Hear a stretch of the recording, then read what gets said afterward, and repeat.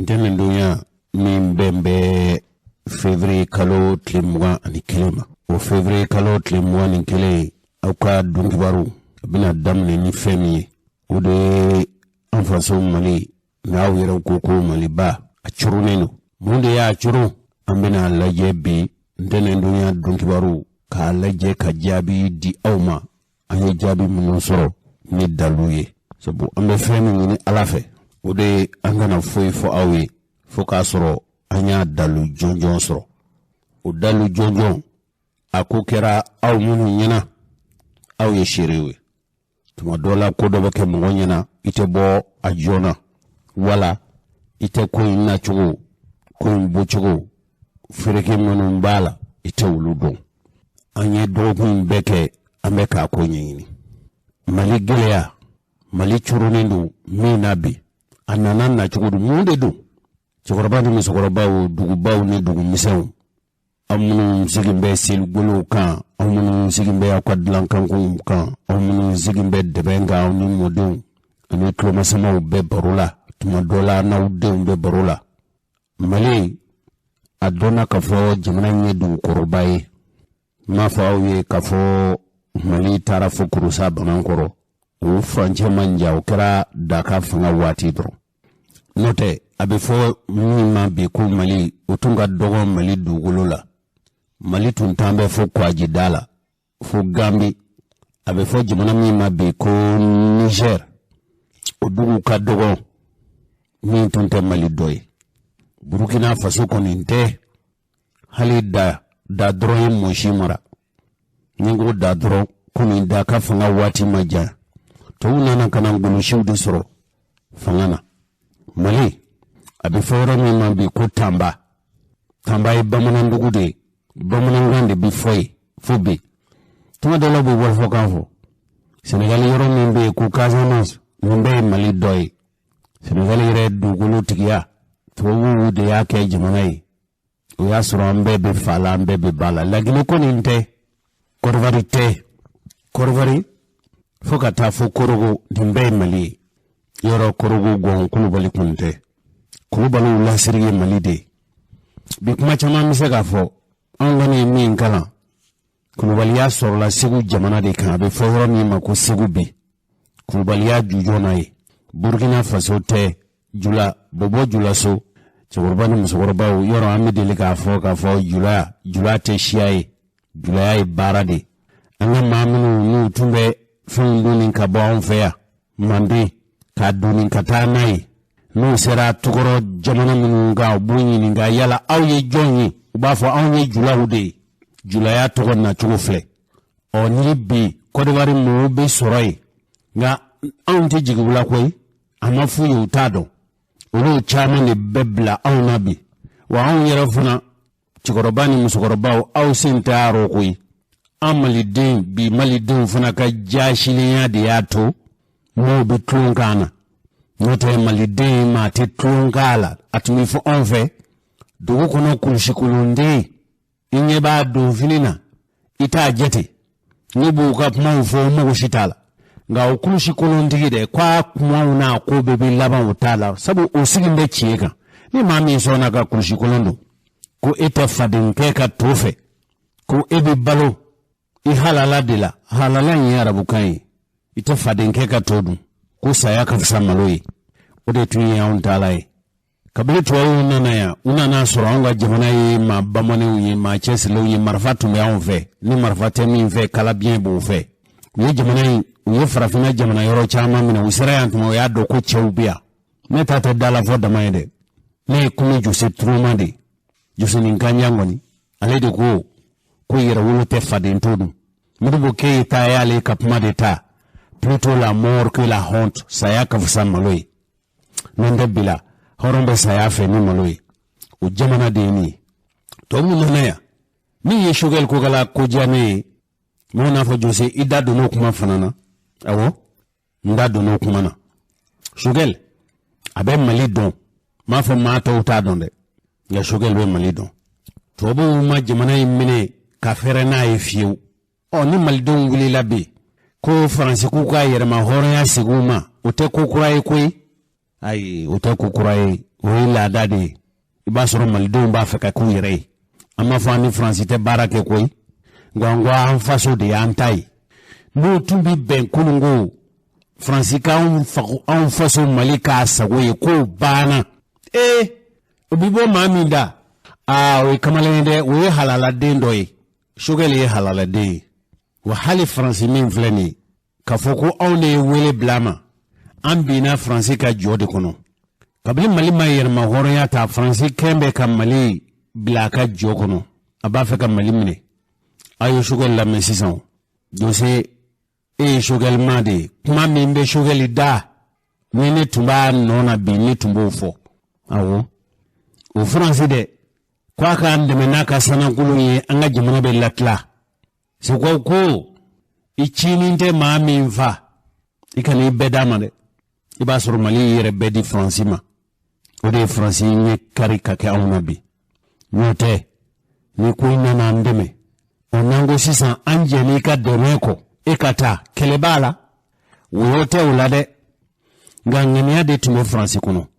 cɛkɔrɔba fatura bi u nana ɲininka n'o ye Seydou Badian Kuyate ye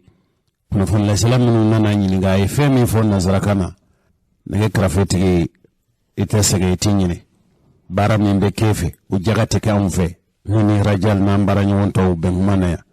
aw ye dibilamɔgɔw de ye a ka kuma in n'o ye an fa Seydou Badian Kuyate ye ni ni cɛkɔrɔba in tun ye cere ye dɔgɔ furancɛ in don kibaru an bɛna ka baro kuraw caman lase ni ala sɔnna ma tuma min na a fɔra ko mali faransi wele k'a k'o ɲɛ jɔnni ye an ka jamana janfa jamana borotɔlaw ko emela ko tɛ tiɲɛ ye faransi de tun b'u nɔfɛ cɛkɔrɔba ye min fɔ o filɛ. Qui est derrière le Menela? Pas la France, les politiciens français. Faransi de tun bɛ emela dɛmɛna faransi de tun bɛ emela jukɔrɔ ka emela kɛ anw kan faransi jamanadenw tɛ dɛ faransi politikikɛlaw. Les Lidrians, les Alain Juppé, tout ça, ce sont eux qui sont derrière les... Ani Alain Juppé, nous, Bela Gelini Toubé, Emela Kofé. Les écrivains français qui sont avec nous. Sebenikela Doubé, nous, Francis, Sebenikela Doué, ou Beka Andeme. Le peuple. Faso Dou. C'est Boucher, j'ai lu ces... Boucher Dobé, Nyaka Kanan, Sebenon Kanan. Je ne le connais pas. Nde, Nincha Indonde. Gamba donc a fort à tout même malifé. Mais lui c'est un Français. Au fond un Français jamana dendoé. C'est quoi? C'est des politiciens. Nous nous politiquement. Ils vont venir, ils vont laisser la France. Nous connaissons beaucoup ou seko beke, ou sebe boli malika. Gaubina malibla. Et le peuple malien. Ani malidon. Nous don amo yoronifo. Leur jeu est connu. Ube mina, ube janfa mina. Adone do. Ninjuguya mimbeka kufe anye donen do kwe leur jeu est clair pour nous uka ubi janfa mina jijukoro janfa mina ajelendo aumbolo iko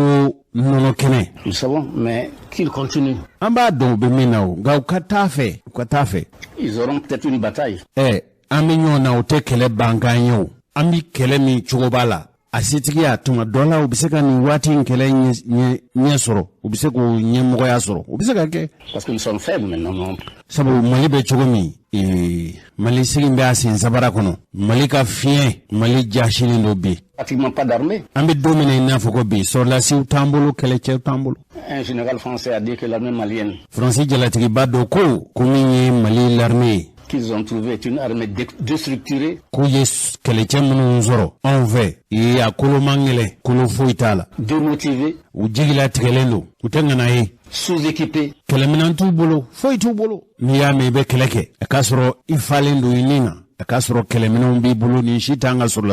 Et minée par la corruption.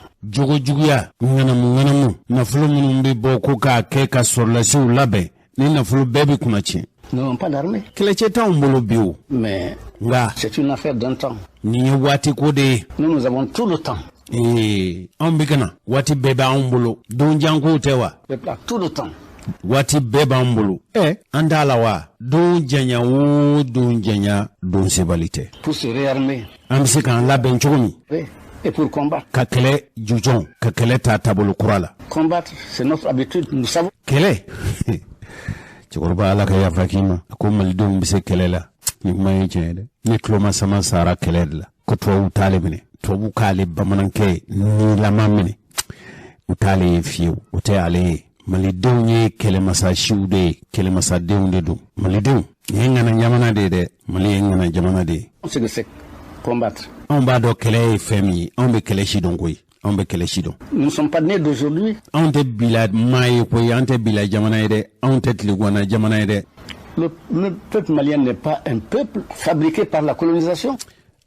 Na be français de nyana kwale de ya onke jamana yi ko ko bo hakilila to nana soro on banga jamana yala. Mais non. Aïe. Nous avons une histoire profonde. On jamana korobade on te tligona jamana yede ko be auna ka ko onye mamun ko na onye jamana yin kono ya wati ka jande. Vous savez, ibadon le grand Dio Bazoumana. Jil Bazoumana ba le grand Gilbert ba m'a dit un jour aya fonne Seydou Badiane dondo nous avons une musique ko foli dobe on veya qui jouée à Zukainani ko na kera kabli Zukainani clé na Zukainani mana bibo. Je dis ah bon ni quoi hein il dit oui la musique s'appelle Baudi. Abe fo foli sende ma chokoroba ni musokoroba ko abe fo de ma ko mbawdi. Vous savez qui était Zukainani? C'est Alexandre le Grand. Yala ko yala akon nazara kuna fun l'islam yala ebe Zukainani ndonwa ko Alexandre le Grand chokoroba ni musokoroba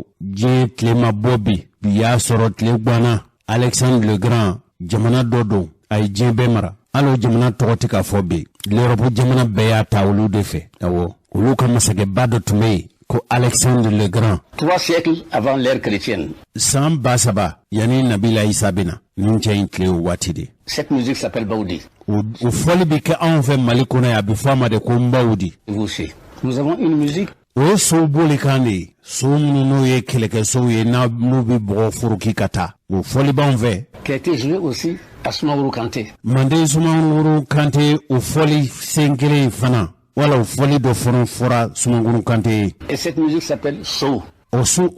foli se utumba fode ko so boli kan ni chefari jamana de chez vous. So boli kan. Vous savez, nous ne sommes pas nés hier. Akana ke français nyana akana ke mato nyana ko on yetli wana jamana de on ma wolo bide faso maliba ma wolo bide. Aujourd'hui nous sommes profondément ancrés dans la terre maliden choronindo afa dugukolo bogo de la de nos pères, les pères de nos pères. Nous sommes conscients ce que nous sommes. On ne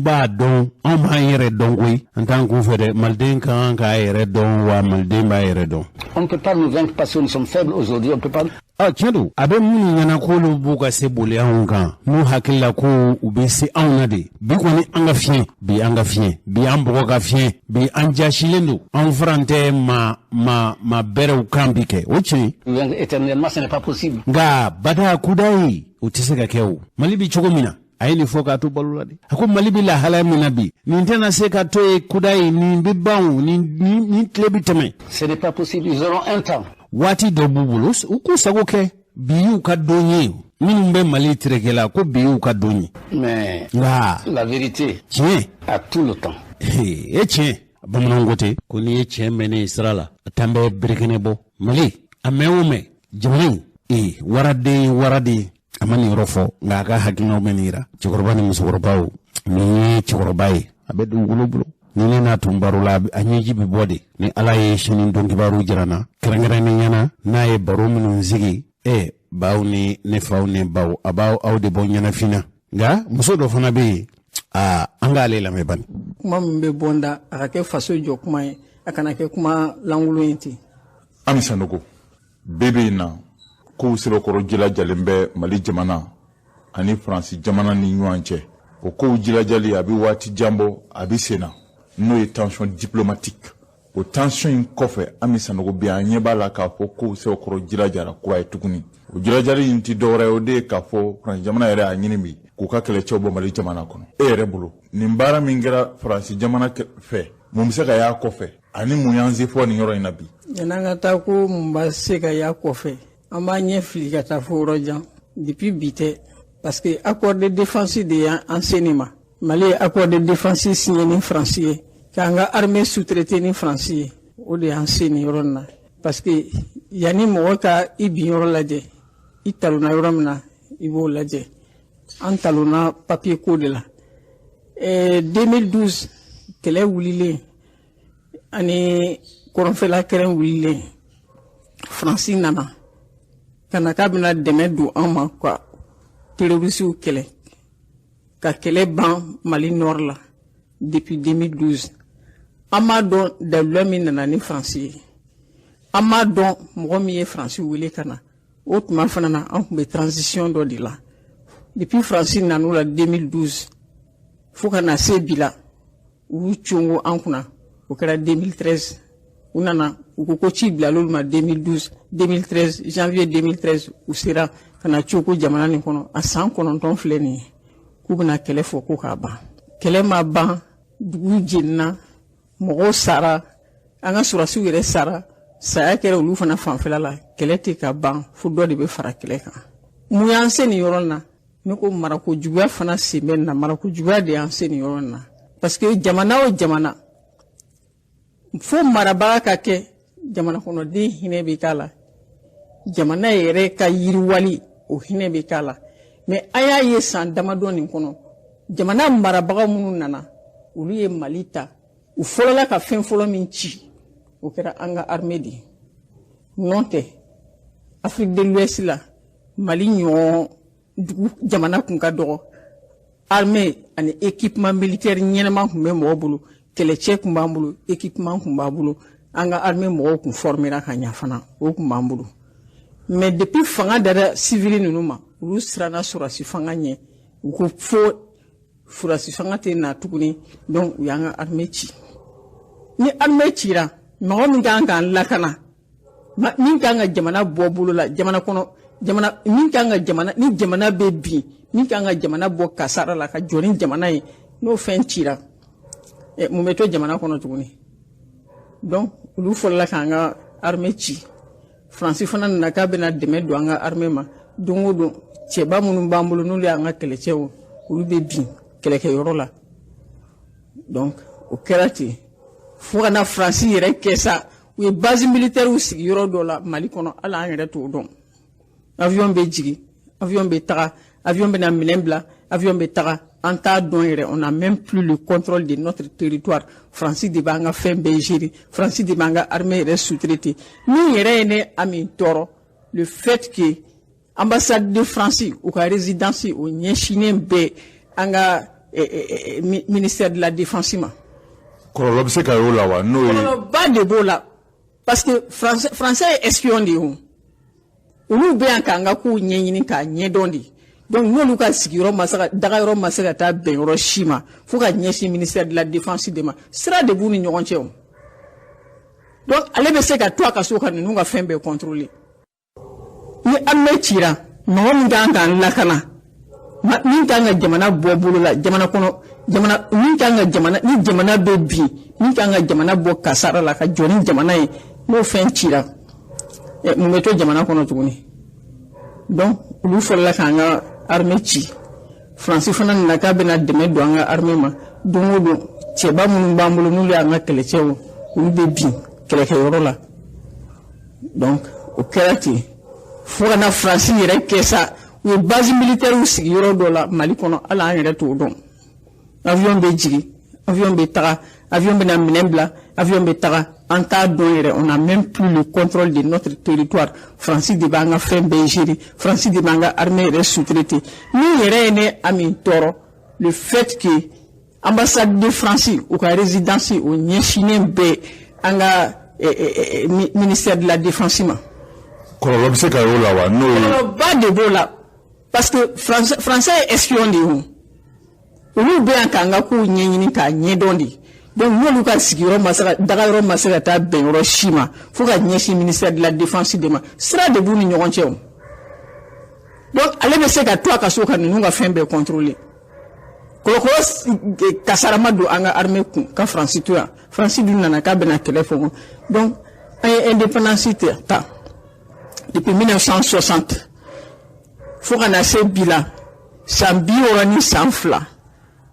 an ka yɛrɛta dafa o yɛrɛta bɛ dafa ni mun ye fo armée ɲɛnama de kan k'an bolo n'a ma ɲɛ ko an ka souveraineté b'an bolo bi na anga surasi kanga kambulu anga armée kanga kambulu ni kasara binanga ni kele binanga munu be se ku joni Mali ka Mali bobulu la même wati ka armée sous-traité ni more ka foko mo kana kele ki ka place la je pense que bibi na munu banka munu be ka mara ulu rek be nord la ulu kele ke ya don ye réalité ou ye ka foni ko imbe chuka muna a me fanga yere bo France bulu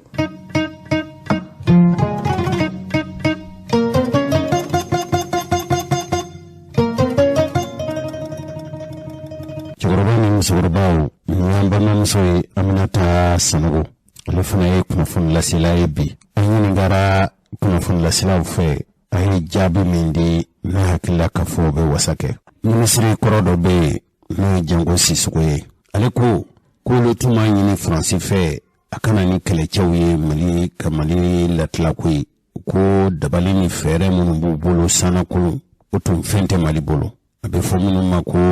engin de guerre n'o ye avion ye sana kɛlɛ mina ninnu ani n'u bɔra papalikɛlaw bere yɔrɔ minnu kalama o baara de bɛ ka kɛ Risi fɛ bi binganikɛlaw ni papalikɛla minnu kɛmɛ k'u dagaw sigi yɔrɔ min na k'o yɔrɔ fɔ Mali ye Mali ka t'olu kɛlɛ o tun t'a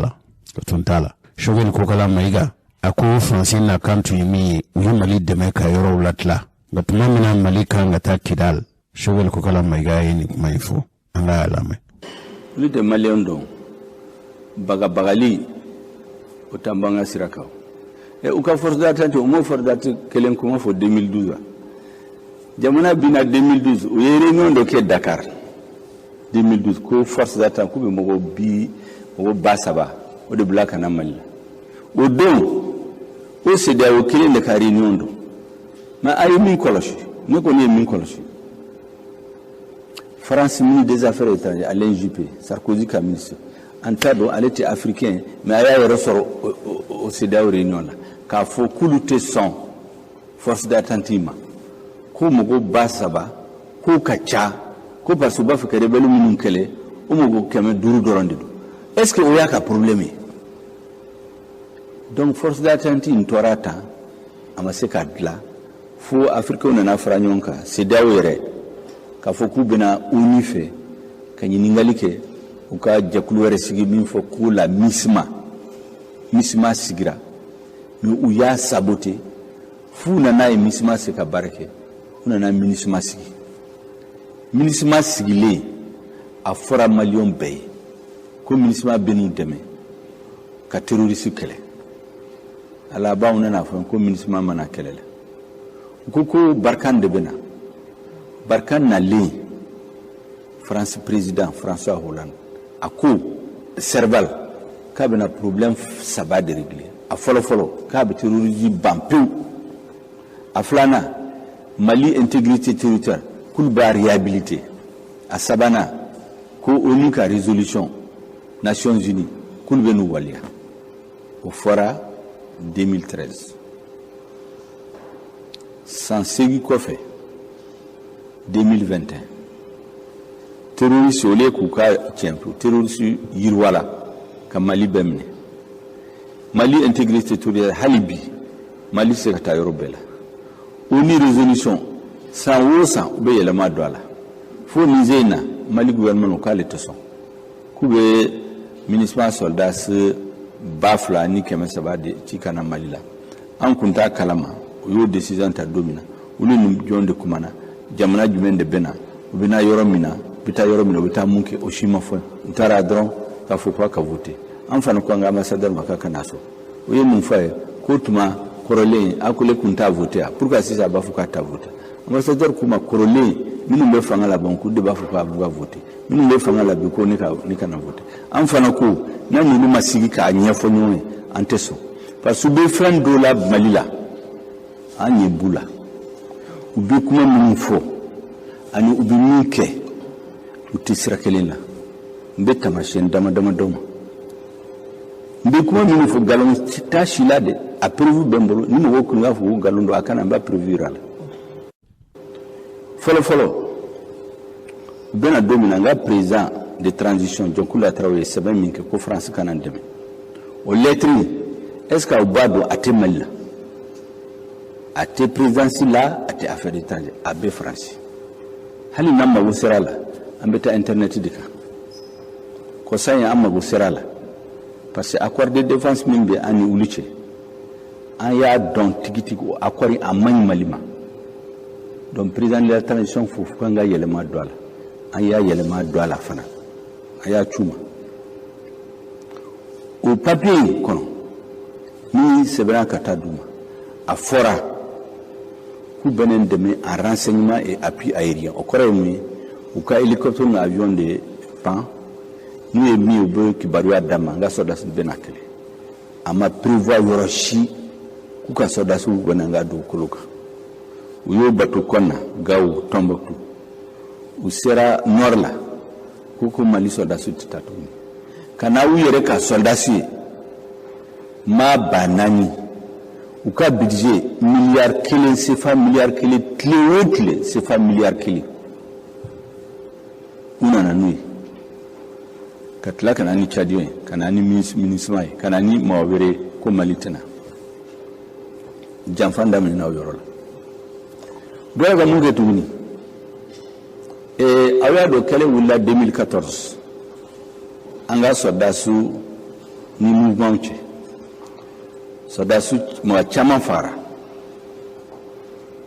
minnu taari i don MINUSMA ra kɔnɔ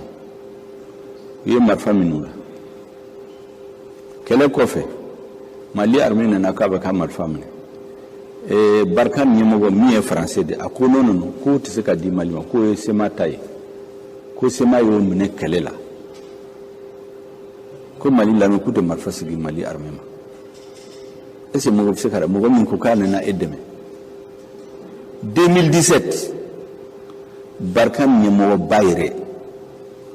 a ye conférence de presse dɔ kɛ maison de la presse la ne bɛ fɛn ninnu bɛɛ sɛbɛn o de kama u bɛ n hakili la o a ko prévu jɔnjɔn b'u bolo ko mouvement signataire ninnu k'u sen kelen bɛ terroriste fɛ k'u sen filanan bɛ gouvernement fɛ et aw y'o dɔn pour que aw t'u wele an ni olu ka kuma mais fɛn min ka jugu n'a bɛɛ ye pour que mɛ bɛɛ k'o faamu min bɛ kuma nin jukɔrɔ ŋun ɲuman bɛ fɔ an ye ka an hakili sigi mais Barkhane sigira don min na Barkhane ɲɛmɔgɔba a bɔra Faransi ka na Barkhane bɛ Sahel jamana ninnu la a taara u bɛɛ la u ka base ba a tun bɛ Tchad a taara soldats a ye mun f'u ye gundo la a k'u ma aw kan k'a dɔn an kun nana yan Afrique a bɛ san 100 bɔ u y'an diyagoya an bɔra yan a bɛ san 60 bɔ ayiwa sisan an seginna ka na an nana ka san 100 kɛ aw k'o dɔn a y'o de fɔ a ka soldats ye Tchad jamana a y'a ka soldats ye u ka base la Faya Largeau k'a sɔrɔ u b'a fɔ an ye k'u nana dɛmɛ ka terrorisme kɛlɛ a b'a fɔ a ka soldats ye an nana ka san 100 de kɛ yan France journaliste Laurent Larcher min tun bɛ yen o de y'a fɔ a b'a ka livre la ne y'a ye a bɛ internet fana kan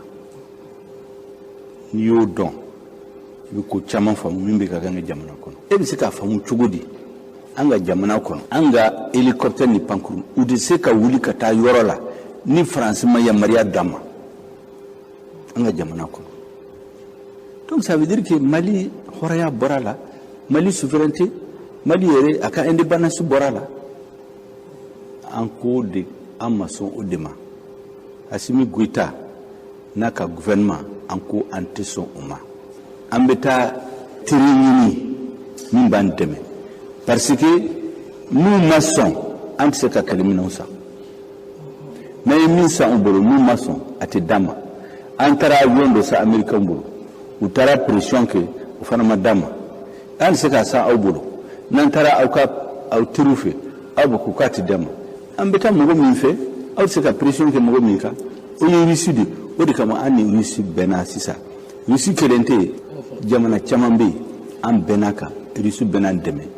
an ka jamana lakana ala barika la kɛlɛminɛ min b'an ka armée bolo bi a ma deli ka kɛ a bɛ san 30 bɔ nin ka se k'a sɔrɔ san 1 kɔnɔ o de kama bi an bɛ kɛlɛ min na ka bɔ décembre kalo 20 wolonwula kana bila an ye min da terroriste kan maa min ni tɔɔra la olu fɛ ka kɛlɛminɛnw tiɲɛ u bolo n'i y'u ta a ka ca ni min kɛra san 10 kɔnɔ an ye don minɛ esa u b'a dɔn maliyɛnw tɛ yen donc an b'o baara de la o de man di dɔ ye quoi o de kama u bɛ kan tɔgɔ tiɲɛ u bɛ n bagabaga ni réunion kɛra dɔrɔn u bɛ taa fɔ k'u ka sanction don Mali kan k'u ka Mali président man ɲi Mali premier ministre man ɲi olu bɛ ka maliyɛnw ta a dɔnna ta a bɔra ta a bɛɛ ye bagabaga de maliyɛnw hakili ka sigi transition a la barika la maa si tɛ se ka dafiri parce que duwawu de b'a kɔ.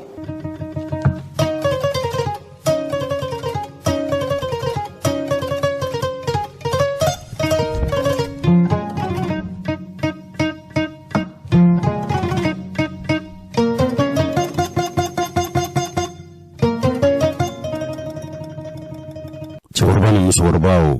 a san 12 ye ɲinɛ ye Faransi tun ko k'u nakun ye Mali la tilali ye. An ye minnu lase aw ma sisan ni Ala ye dɔnkibaru nata ninnu jira na Faransi ka nakan tun ye fɛn min ye an b'o ɲɛfɔ aw ye. A don kofɔlen malidenw tun nisɔndiyara kosɛbɛ nka o y'a sɔrɔ François Hollande de bɛ fanga na. N'i y'a ye k'a fɔ bi malidenw tɛ Faransi fɛ i b'a sɔrɔ Faransi ni jeniyɔrɔ fin a ka kɛta ye min ye an m'o kɛ wa Faransi ma kɛ layidutigi ye. Faransi ye Mali jigila tigɛ o siratigɛ de la malidenw tun y'u kanbɔ k'a fɔ Faransi hali ni faamaw tun dasa ma malidenw tun y'a ɲini k'a fɔ ni Faransi b'an fa dugukolo kan janfa de kama aw yɛrɛ ye Choguel Kokala Mayiga lamɛn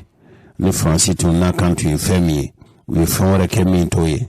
wa maliden ka ca maliden minnu tun limaniyɛnen don k'a fɔ Faransi k'a ka minɛnw cɛ ka bɔ yan lajɛ kɛra sibiri tɛmɛnen jamanadenw fɛ k'a fɔ Faransi k'a ka minɛnw cɛ ka bɔ Mali dugukolo kan o kɛnɛ min sigira minnu fɔra kɛnɛ kan olu filɛ ni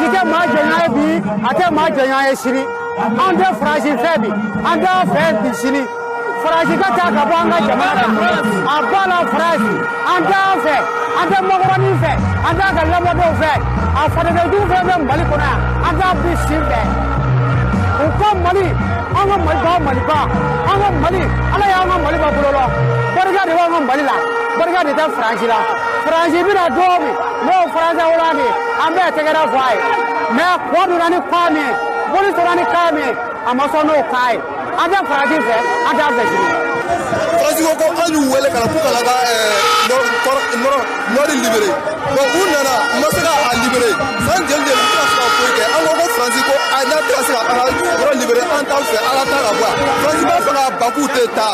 an ka Faransi libéré libéré ma sera libéré ko ko na ma sera libéré ka ta wa aba sa ka ba bola France na du mata France aba mi na ba so anda fe bi anda fe sini ama fe ka kan créer ka ka war ka nyira ta ya ama fe ka ta an ko Mali an ko Afrique ko ni na do ngako ka ka ta ba Mali la ko sandele mo mi a fay Assimi Goïta le grand libérateur on est ko ka ta an no de la kaira France la France ta ba Mali la sandele ni ta to tu bolo parce que be dabe fu de la coupe c'est ko la ali avion dans ça mais c'est pas mettre ko France ba on dans la kale na on libéré jaga France c'est quoi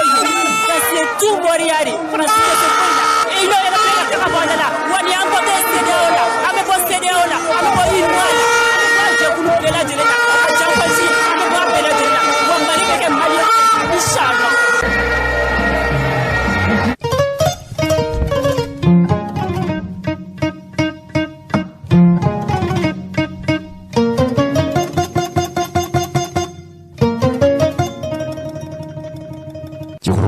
musokɔrɔbaw ni lajɛ de tun bɛ sen na sibiri tɛmɛnen Général Musa Traoré a ye siraba min dilan n'a tun b'a fɔ a yɔrɔ ma ko Wolofobugu Suguni cɛkɔrɔba ni musokɔrɔbaw yala u b'a kalama aw kɔni b'a kalama k'a fɔ nɛgɛsira de tun bɛ bɔ gari kɔnɔ a tun bɛna tɛmɛ sinima babɛnba da la a bɛ taa fo bada la o nɛgɛsira Général Musa Traoré de ye o yɛlɛma k'o kɛ jamalajɛ yɔrɔba ye an tun ko a yɔrɔ ma ko Avenue de la Nation an ka hakililajigin kɛ an ka cɛkɔrɔba ni musokɔrɔba ninnu ye o siraba min n'o bɛ bɔ arayida la ka taa bada la ni Lagine kulu tun nana n'o tun nana kankan kulu n'o tun bɔra kankan ka na bada la tun bɛ jɔyɔrɔ min nɛgɛsira tun bɛ kana fɔ arayida la o tun bɛ aw hakili b'o la o tɛ bila ko nɛgɛsira u ye siraji de bɔ a kan sisan Général Musa Traoré de y'a yɔrɔ labɛn ka kɛ Avenue de la Nation ye ni Bamakɔkura sira in bɛ fara sira min bɛ bɔ dibida la ka na o yɔrɔ in cɛtigɛ fo Modibo Keyita tun ye Maison du Peuple dilan a yɔrɔ la cɛkɔrɔba ni musokɔrɔba o siraba in de kan lajɛ in de tun bɛ yen nka olu b'a la ko Asimu de ko Faransi ka taa cɛkɔrɔba ni musokɔrɔbaw don kelen da kelen a ma mɛn Asimu da ka fɔ Faransi ka taa ka bɔ dugukolo kan a fɔra Faransi de ye i bɛ baara min kɛ kɔrɔlen Mali dugukolo kan o ti ɲɛ tuguni ni Mali tun kɛra i ba ka guwanforo ye i sago b'a la o banna aw ma sokɛlɛ ka kuma mɛn u m'a fɔ Faransi ka taa dɛ maliden dɔw de y'u kanbɔ mɔgɔ minnu n'a bɛ fɔ olu ma ko yɛrɛwolo a bɛɛ ye denmisɛn ye denmisɛnw sen ka teli nka a tɛ furancɛ jan boli Mali denmisɛnninw da ka farin tuma dɔ la u b'u jo fɛ dɛ Jose hali n'u b'u jo fɛ u da ka farin cogo min u kan ka baara kɛ ten de ni faso baara wulila diɲɛ don o don dafarinya min b'u la a kana dɔ da dɔrɔn na a ka dɔ baara la min ka di ne ye denmisɛnw de k'a fɔ Asimu nin baara nin bɛ yen wala Asimu k'a fɔ nin baara nin bɛ yen siraba dilan anw tɛ bɛrɛ dɔn Modibo Keyita ko la nka Modibo Keyita k'o to fanga na Bamakɔ bɔlɔnw tun jɛlen don Bamakɔ bɔlɔnw tun jɛlen don sa hali an ka jiboli siraw la i tun bɛ se ka don a kɔnɔ k'i da ala ni fura fɛ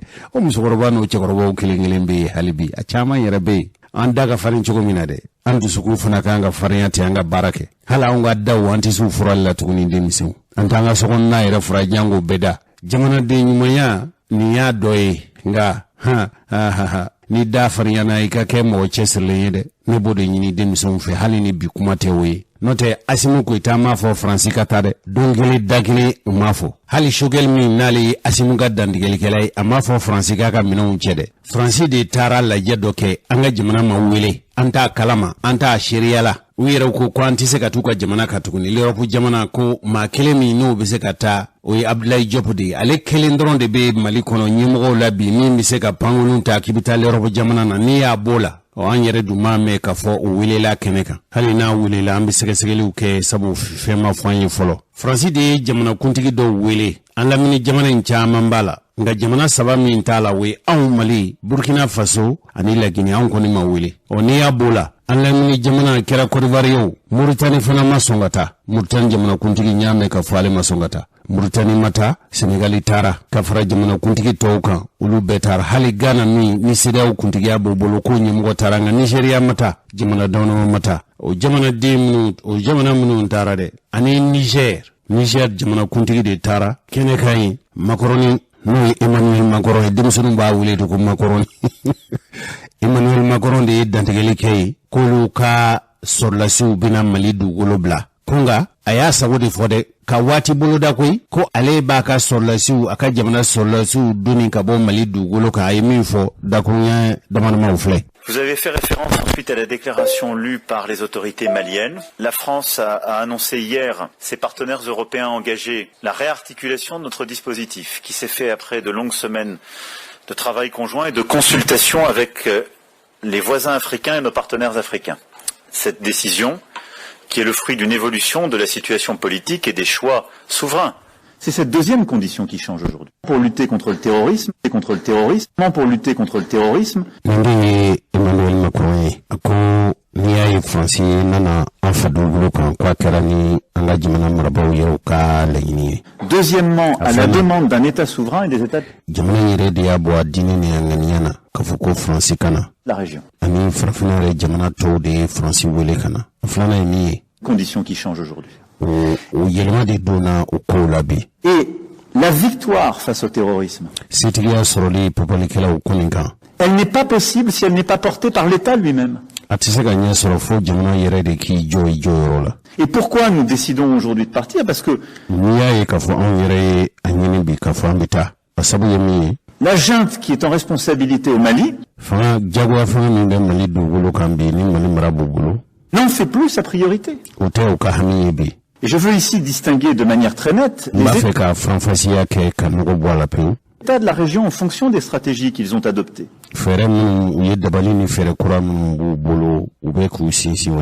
Malheureusement, dans des États qui se sont peu engagés dans cette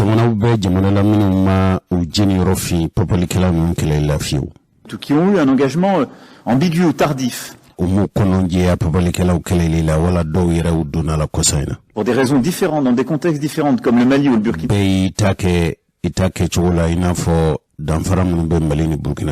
Faso, la situation est devenue hors de contrôle.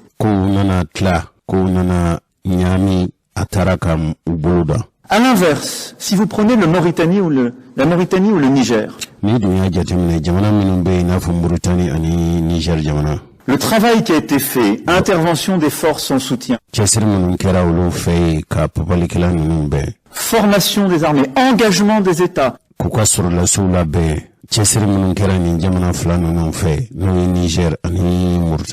construction d'une armée propre, déploiement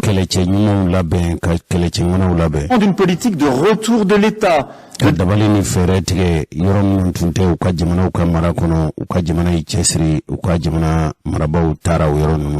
développement de projets économiques,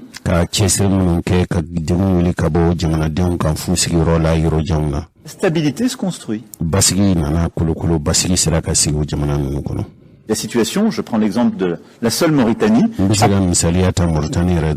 profondément changé 2013 et aujourd'hui. Donc, jamais l'intervention d'une armée extérieure ou d'un État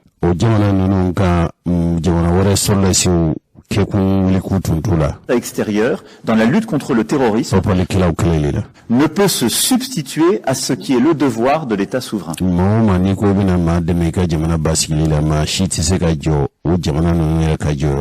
pouvons venir en aide, appuyer, éviter le pire, c'est ce que nous avons fait. C'est pour ça que je pense que nous avons réussi quant à cette mission. Mais le rôle de la France n'est pas de se substituer aux États.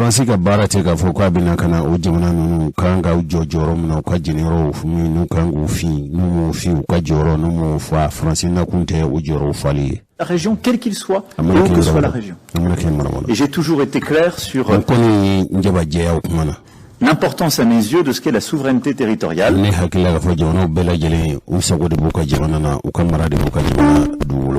nous sommes rejoints sur une évidence. Nous ne pouvons pas rester engagés militairement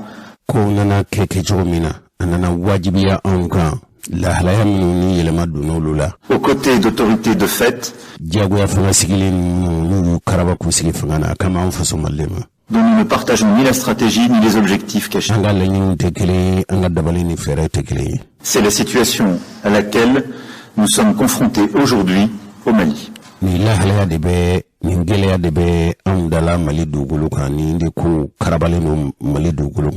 La lutte contre le terrorisme ne peut pas tout justifier.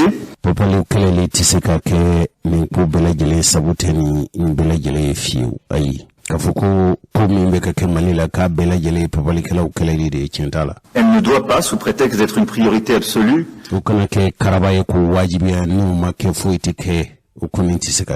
se transformer en exercice de conservation indéfinie du pouvoir.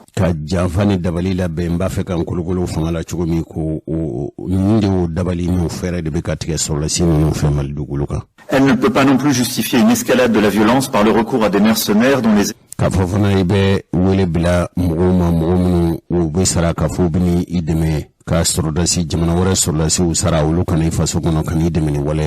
actions sont documentées en République centrafricaine. Et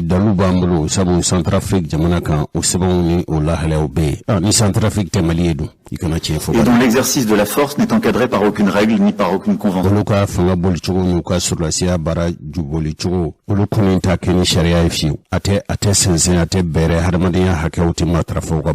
La France et ses partenaires engagés dans des missions de lutte contre le terrorisme, à savoir les États participants à la task force Takuba,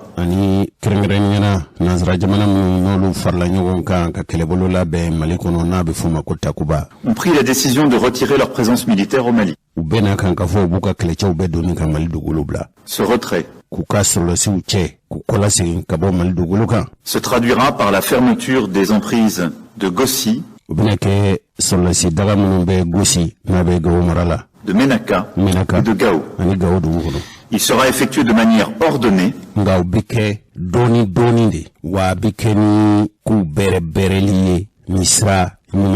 avec les forces armées maliennes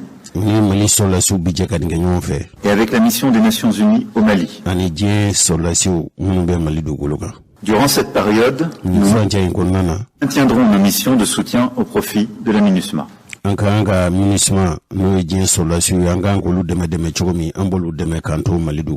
S'agissant de l'engagement de nos partenaires européens, il sera nu et s'intégrera dans la réarticulation de ce dispositif.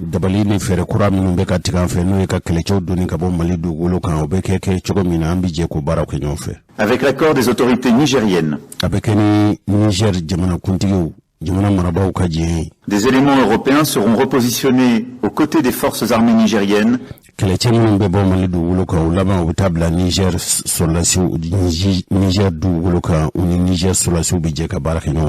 dans la région frontalière du Mali. Enfin, notre engagement aux côtés des populations maliennes sera préservé au travers des programmes de l'Alliance pour le Sahel,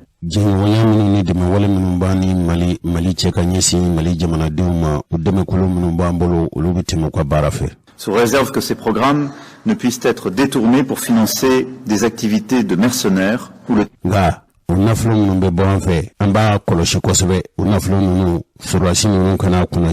kata warisara rishika keleche munu bulu sara kubla barala o naflo nunu kana ta se uluma o naflo nunu kana ke kulu sara terrorisme lui-même. Nani rishire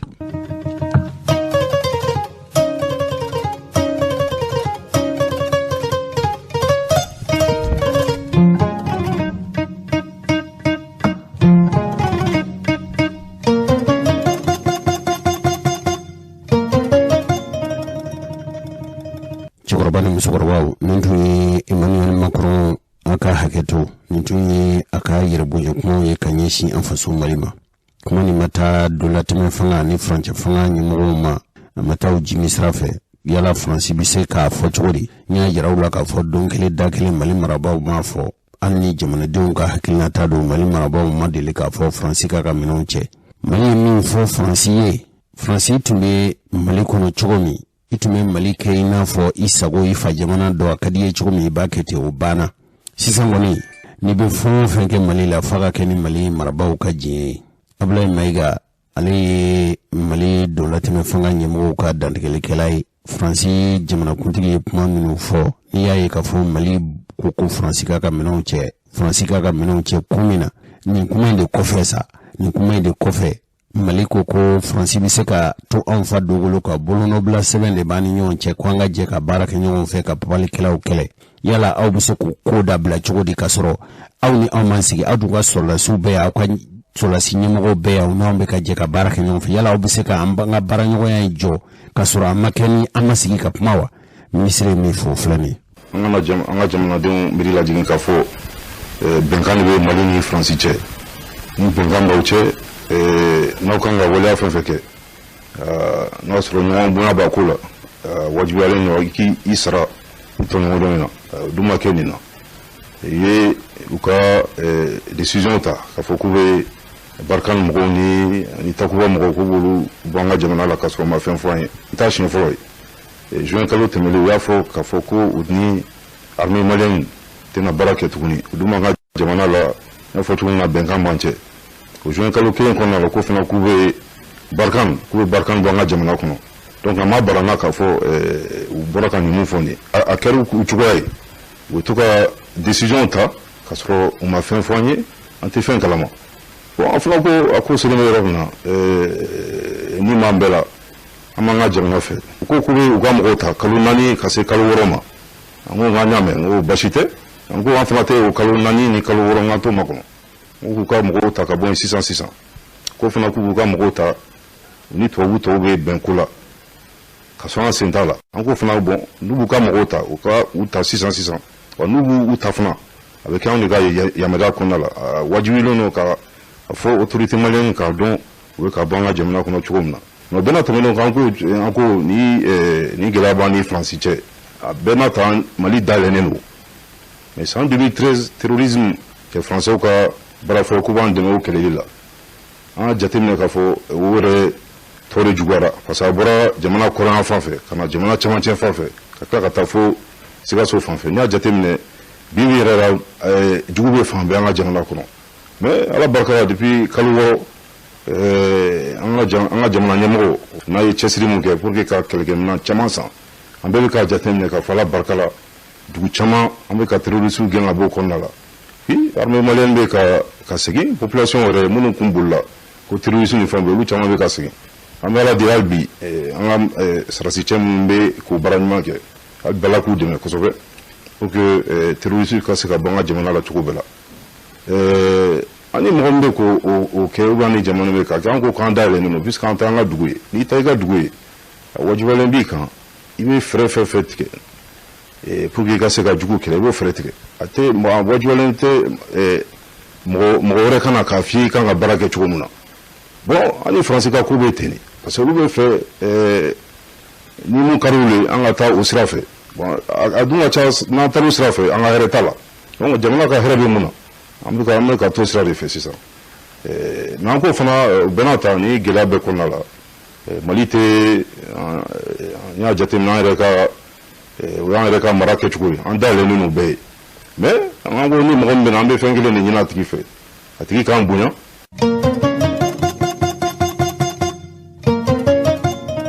N balimaw a fɔlɔfɔlɔ ye fɛn min ye o de ye k'a fɔ i mura sera kaban sabu an bɛ kalo min na mɔgɔ b'a fɛ ka taa Jose Traoré fɛ ni waati in kɔni tɛmɛna kaban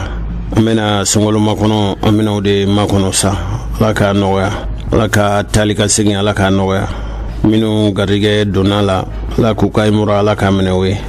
ala k'an bɛɛ lajɛlen garijɛgɛ heji ani imura la heji baara kɔni o bɛ sen na balimakɛ Jose Traoré jigiya ɲuman maa o maa b'a fɛ ka taa a y'a to ɲinɛ an ka labɛnw sabati joona sabu ɲinɛ heji ko a kumaw bi sɔn ka caya dɔɔni nka mɔgɔkɔrɔ minnu bɛ yen n'olu y'u tɔgɔ sɛbɛn ni coronavirus y'a sɔrɔ olu ma se ka taa n'u kɔni labɛnnen don Jose Traoré fɛ an b'a ɲini ala fɛ ala ka ɲinɛ ta ala k'a nɔgɔya ala k'an wele ɲinɛ sa ka taa iji kɛ ka segin nka yann'o cɛ imura taali sunkalo makɔnɔ na o fana baaraw daminɛna hali maa min b'a fɛ ka taa sunkalo makɔnɔ na kabili sisan o bɛ se ka Jose Traoré wele 76 06 60 66 76 06 60 66 wala 66 06 60 66